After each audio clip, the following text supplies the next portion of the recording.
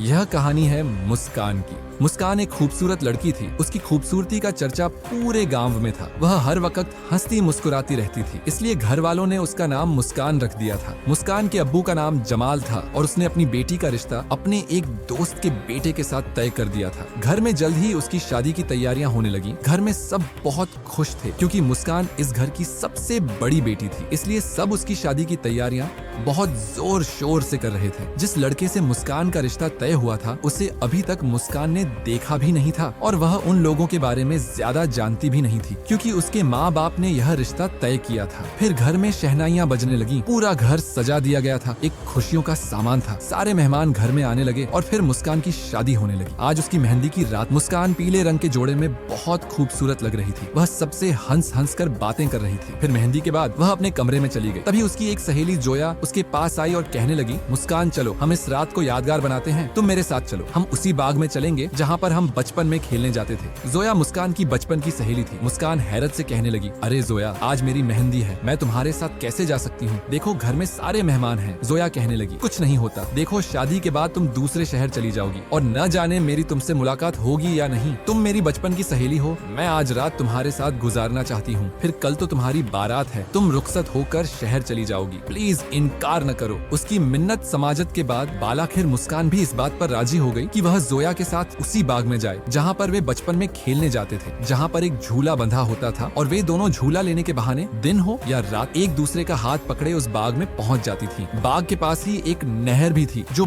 बहुत ही खूबसूरत थी। गाँव के अक्सर लोग इस नहर से पानी भरने जाते थे और गाँव की औरतें वहाँ कपड़े धोती थी। फिर जोया और मुस्कान रात के 10 बजे चुपके से घर से निकल पड़ी। किसी को नहीं पता चला कि काली रंग की चादर में लिपटी मुस्कान जोया के साथ घर से निकल गई है। जोया उसे अपने साथ उसी बाग में ले आई थी। वे दोनों एक आम के पेड़ के नीचे बैठकर बातें कर रही थी। तभी अचानक जोया कहने लगी, तुम 2 मिनट यहाँ बैठो, बस मैं अभी आती हूँ। मुस्कान जल्दी से कहने लगी, अरे तुम मुझे अकेला छोड़कर कहाँ जा रही हो? जोया कहने लगी, बस मैं अभी आती हूँ, दरअसल मैं एक चीज भूल आई थी, कहीं अम्मा को वह बात पता न चल जाए, बस मैं उस चीज को छुपा कर आती हूँ। ऐसे लग रहा था जोया बहुत जल्दी में है। वह मुस्कान को अकेला रात के वक्त इस बाग में छोड़कर चली गई थी। मुस्कान बहुत घबरा रही थी क्योंकि हर तरफ अंधेरा फैला हुआ था और जोया उसे आधी रात को इस बाग में छोड़कर चली गई थी, जबकि उसने अपनी मेहंदी का सूट पहन रखा था। वह दुआ कर रही थी कि जोया जल्दी से वापस आ जाए, शायद उसने यहाँ आकर कोई गलती की है। वह उठकर खड़ी हुई थी कि जैसे ही पलटी तो उसके पैरों तले से जमीन निकल गई। सामने उस गांव का एक अवाश नौजवान खड़ा था जिसका नाम बाबर था। मुस्कान को देखकर बाबर की आंखों में चमक थी, लेकिन मुस्कान को उसे देखकर